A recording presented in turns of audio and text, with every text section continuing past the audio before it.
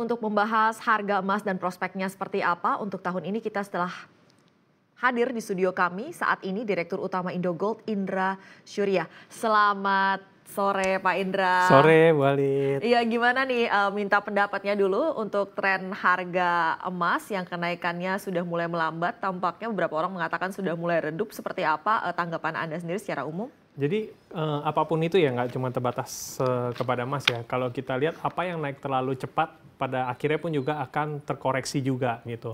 Jadi contohnya kalau kita pernah Ibu sempat bahas kan, dari 1 juta sudah turun ke sekarang hampir level 800-an.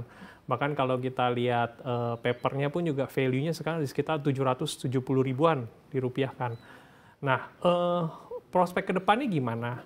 Kalau kita ngomongin prospek ke depan, dari dulu sampai sekarang sih emas memang investasi yang sangat simple, mudah dimengerti oleh masyarakat. Bahkan kita punya penjualan di sisi kita sendiri pun juga dibandingkan tahun lalu untuk bulan yang sama, month on month itu mengalami peningkatan juga.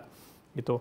Bahkan kalau orang yang pintar meskipun risiko saat ini boleh dikatakan sudah menurun ya, tapi ternyata untuk penjualan masih tetap meningkat. Nah, justru banyak kan masyarakat itu ternyata lumayan savvy gitu. Jadi mereka tahu gitu, pada saat market terkoreksi justru adalah momen-momen yang tepat untuk entry. Karena mereka bisa mendapatkan harga yang lebih murah gitu. Ya memang kalau kita lihat bisa jauh sampai seberapa rendah sih. Nah ini yang mungkin jadi pertanyaan ya, satu pertanyaan $1 million question-nya. Iya, view Anda sendiri secara overall akan seperti apa untuk rentang pergerakan harga emas di 2021 ini? Nah, kalau dari 2020 kita lihat range harganya dari 600 sampai 1 jutaan. Jadi kalau misalnya untuk tahun 2021 ini, kalau anggaplah kita bisa terkoreksi sampai level sekitar di 750-an saja, itu boleh dibilang udah termasuk cukup bagus untuk entry ya. Jadi kita nggak bisa expect akan lebih tertekan dari itu lagi? Agak sedikit sulit. Sebenarnya karena ini pun juga kalau kita lihat situasinya udah ada vaksin segala macam kan. Ya, jadi memang buat lebih lower like that sulit. Kenapa? Karena dari tahun 2017 sampai tahun 2020 itu pergerakan harganya dalam rupiah itu di situ-situ terus. Jadi maksudnya di level 500 sampai hampir 700, 500 lagi, hampir 700. Jadi sudah cukup lama tertekan sebenarnya gitu. Jadi kalau di harga 700 lebih saya lihat sih udah termasuk cukup oke ya. Oke, sampai rentang pergerakannya untuk atasnya akan... Nah, atasnya itu yang bakal tricky. Karena kalau misalnya kita lihat situasi ekonomi akan membaik sih, otomatis gerak pergerakan uang akan lebih ke sektor-sektor yang lebih produktif ya, untuk usaha apa segala macam gitu. Jadi kalau dari emas sendiri, mungkin rentangnya kalau misal bisa sampai 900 lebih saja sudah termasuk cukup bagus. Oke, akan cukup sempit ya untuk pergerakannya di 2021 ini. Tadi kita sudah bahas soal penjualannya secara bulanan. Ini ternyata ada peningkatan untuk 2021, tapi kalau secara overall mungkin boleh di review lagi total penjualannya 2020 seperti apa, dan ekspektasi Anda untuk 2021 targetnya dari Indogold sendiri berapa banyak? Kalau kita sih ekspektasi untuk tahun ini menargetkan peningkatan penjualan sebesar hampir 40% sih. Itu lebih realita ya melihat situasinya. Boleh di breakdown lagi nih, akan dari segmen mana-mana saja yang menjadi kontributor untuk peningkatan penjualan sampai 40%? Nah, kalau di Indogold sendiri itu sebenarnya kita ada 3 core ya. Kita ada penjualan, ada gadai, dan gadai cicil gitu. Nah, kalau yang saya discuss kebanyakan itu memang untuk dari sisi penjualan. Nah, karena kan kalau untuk yang produk gadai dan gadai cicil ini memang kita baru offering juga ke masyarakat. Otomatis banyakkan kontributor terbesar itu masih dari transaksinya yang penjualan, dan kalau kita breakdown lagi itu dari online itu saat ini kontribusi sekitar 45% dan offline itu kontribusi sekitar 55% untuk transaksi. Dan untuk transaksi online ini kita melihat peningkatan yang cukup pesat terutama semenjak COVID tahun 2020 ya. Jadi kebiasaan orang pun juga berubah. Jadi masyarakat sudah cukup bagus nih berarti adaptasinya ya. Tadinya biasanya harus ke tempat offline, periksa emasnya secara fisik. Dari sisi trust ini seperti apa? Nah, dari sisi trust ini memang nggak semuanya bisa untuk terima ya. Karena kan kita ngomong kan ada yang mungkin yang 37 tahun ke atas, ada pun yang mungkin lebih adapt untuk lebih mudah menerima itu biasanya di bawah 37 tahun kalau kita lihat demografi customer kita gitu. Dan balik lagi kalau misalnya kita ngomong dari segi trust, itu tentu dikembalikan lagi kepada untuk penyelenggaranya. Jadi seberapa tertib penyelenggaranya untuk mengikuti regulasi atau regulator yang ada. Oke, kemudian untuk yang gadai dan gadai cicil ini seperti apa demand-nya dan kelebihannya apa nih bedanya dengan layanan serupa yang banyak diselenggarakan oleh perusahaan-perusahaan lain?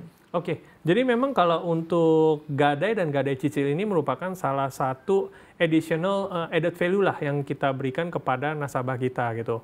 Karena memang ada, kalau kita ngomongin gadai cicil, itu ada beberapa segmen customer kita yang istilahnya tidak mau terkena imbas resiko pergerakan harga. Jadi mereka lebih suka, saya maunya cicil 10 gram gitu kan. Fix saya tiap bulan mungkin harus bayar 1 juta, 1 juta, 1 juta. Contohnya seperti itu gitu. Jadi mau nanti harga emas naik ke 1 juta, 2 juta, pokoknya saya sudah kunci harga gitu.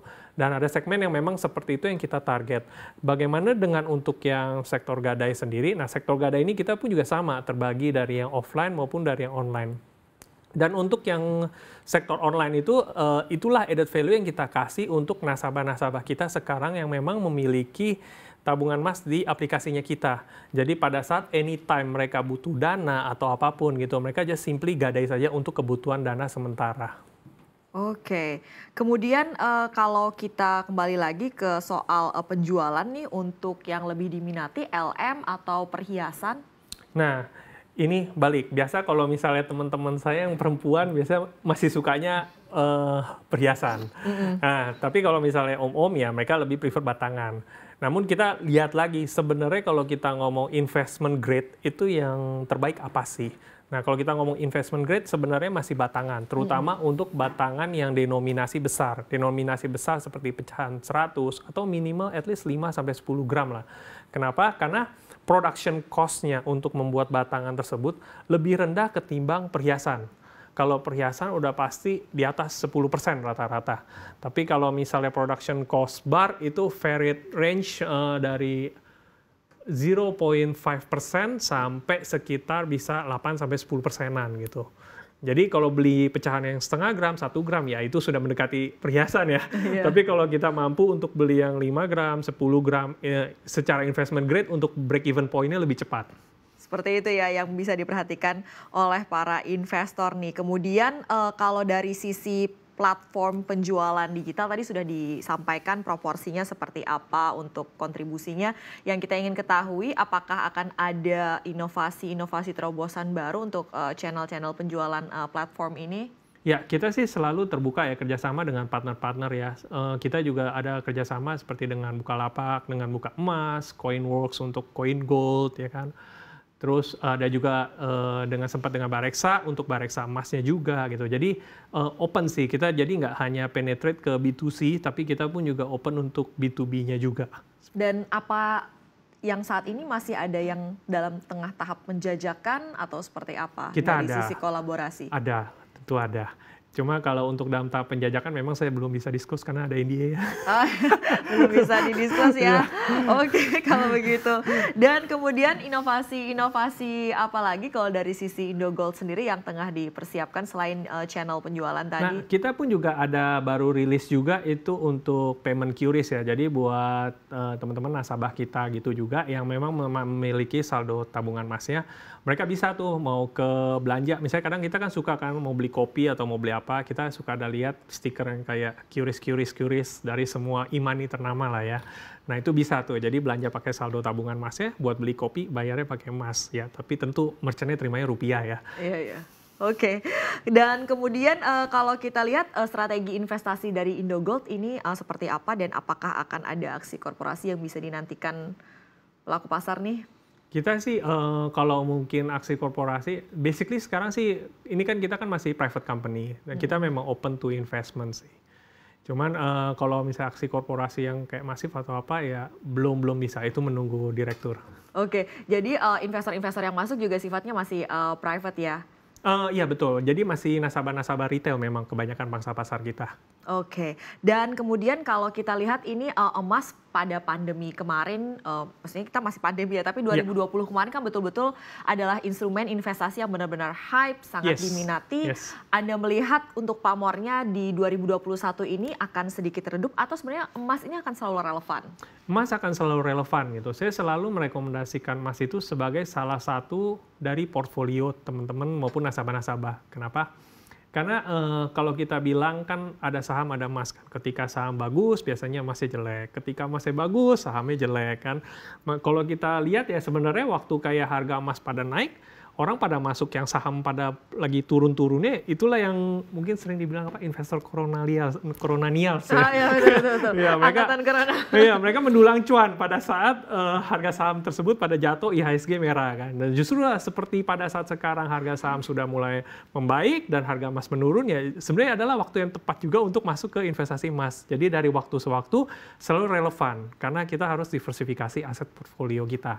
Cuma tinggal pertanyaannya berapa besar persentasenya. Oke, itu yang perlu di-adjust mungkin ya untuk setiap profil risiko yang berbeda ya. Betul, Bu Ali. Oke, dan ini kita mau minta tips juga nih untuk para investor seperti apa untuk bisa berinvestasi emas secara bijak dan juga cerdas gitu. Oke, mungkin tadi Bu Alit udah sedikit kasih clue ya. Jadi istilahnya kita harus sentuhin profil investasi kita gitu. Karena kan mungkin ada orang yang nyaman dengan agresif, tapi ada juga yang very sangat prudent atau hati-hati.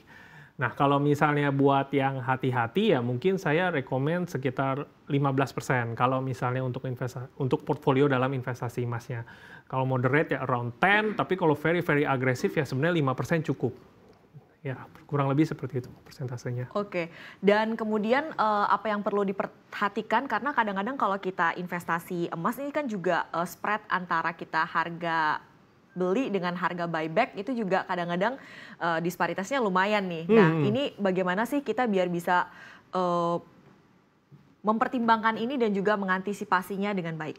Nah, ini kalau misalnya customer suka yang megang barang, saya rekomendasi ya, usahain kalau udah ada kekumpul capital sekitar 10 gram, it's okay gitu.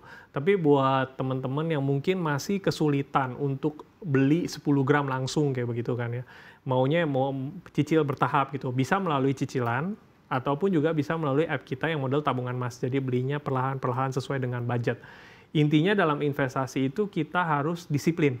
Karena godaan itu banyak di luar, apalagi kalau misalnya udah terima gaji kan, ya biasanya udah koma tuh, udah berapa koma, ya misalnya 5 koma, tanggal 5 udah koma, gajinya udah habis. Iya, ini biasa terjadi ya. Iya. Jadi ini lebih ke kalau untuk nabung saham deh jadinya. Iya, itu nabung harus emas ini lebih ke habit berarti ya. Kadang-kadang nih misalnya kita udah punya pikiran kita mau nabung emas gitu. Kemudian kita lihat ada instrumen lain yang misalnya naiknya lebih kenceng gitu. Kadang-kadang kita juga suka tergoda gitu ya. Satu FOMO. belum selesai, ya FOMO.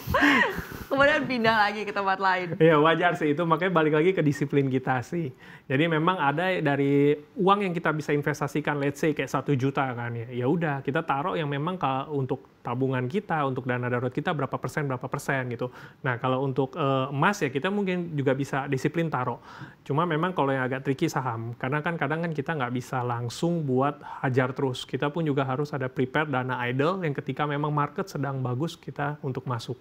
Itu sih. Ya, dan sebaiknya kalau investasi emas ini disarankan untuk pegang fisiknya atau seperti apa sih kalau dari Indogold sendiri?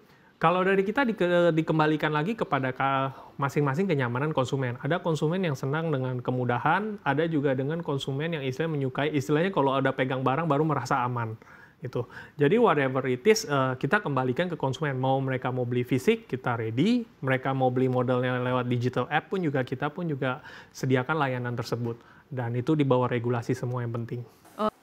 Jangan lupa install aplikasi CNBC Indonesia di App Store maupun di Play Store untuk mendapatkan informasi dan perkembangan terkini dari berita-berita ekonomi dan bisnis.